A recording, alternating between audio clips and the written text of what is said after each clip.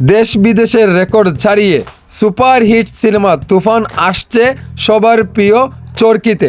Megastar Shakib Khan, মিমির চক্রবর্তী, নাবিলা অভিনীত ও রায়হান রাফি পরিচালিত তুফান খুবই শীঘ্রই আসছে চরকিতে। এইরকম একটি স্ট্যাটাস দিয়েছেন আমাদের রায়হান রাফি ভাই ওনার ভেরিফাই ফেসবুকে। আমাদেরকে এই সুখের খবরটি জানিয়েছেন।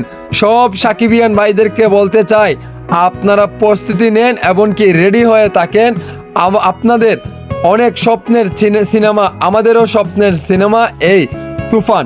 তুফান কিন্তু আমরা দেখেছি, যারা দেখেন নাই এখন কিন্তু এই আমাদের চরকিতে দেখতে পারবেন।